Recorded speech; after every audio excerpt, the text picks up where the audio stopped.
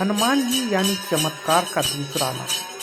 पौराणिक काल से ही बजरंगबली का नाम चमत्कारों से जुड़ा है।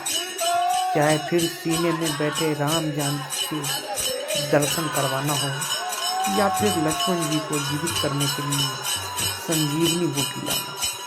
न सिर्फ पौराणिक काल बल्कि कलयुग में भी हनुमान जी के चमत्कारों से लोग अचंभित रहते हैं। हमारे देश में जगह जगह पर हनुमान जी के प्राचीन चमत्कारिक मंदिर है।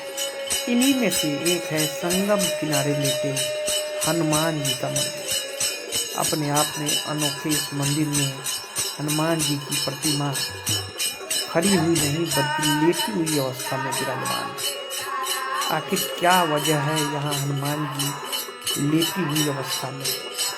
संगम के किनारे स्थित इस मंदिर के बारे में कहा जाता है, संगम स्नान के बाद यहाँ दर्शन नहीं किए तो स्नान अधूरा माना जाता है।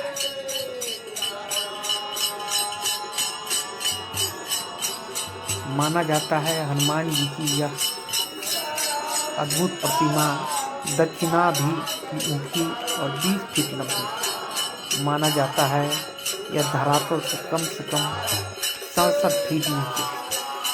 संगम नगरी में इन्हें बड़े हनुमान जी, किले वाले हनुमान जी, लेटे हनुमान जी और बांध वाले हनुमान जी के नाम से जाना जाता है।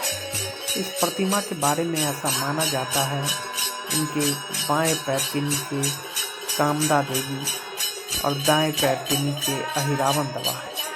उनके दाएं हाथ में राम लक्ष्मण और बाएं हाथ में गदा शोभित है। बजरंगबली यहाँ आने वाले सभी भक्तों की मनोकामनाएं पूर्ण करते हैं।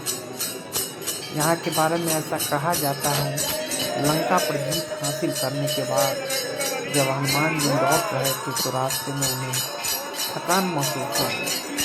सीता माता के कहने पर वह यहाँ संगम के तट पर लेट गए। इसी को ध्यान में रखते हुए यहाँ लेटे हनुमान जी का मंदिर बन गया। यह मंदिर कम से कम 600 से 700 वर्ष पुराना मालूम जाता है। बता दें, कन्नौज के राजा के कोई संतान नहीं। उनके गुरु ने उपाय के रूप में बताया, हनुमान जी की ऐसी प्रतिमा निर्माण करवाई है जो राम लक्ष्मण को नाग पास से छुड़ाने के लिए पाताल में गए। हनुमान जी का यह विग्रह विंध्याचल पर्वत से बनवा कर लाया जाना चाहिए। जब कन्नौज के राजा ने ऐसा किया और वह विंध्याचल से हनुमान जी की प्रतिमा नाव से लेकर आए, तभी अचानक से नाव टूट गई और यह प्रतिमा जलमग्न हो गई। राजा को यह देखकर बेहद दुख हुआ।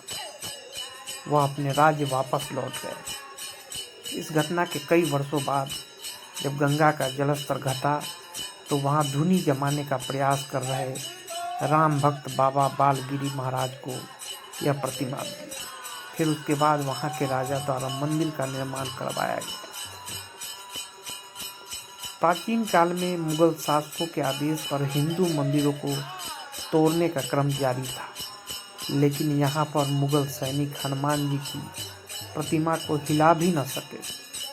वे जैसे जैसे प्रतिमा को उठाने का प्रयास करते, वह प्रतिमा वैसे वैसे और अधिक धरती में बैठी जा रही थी।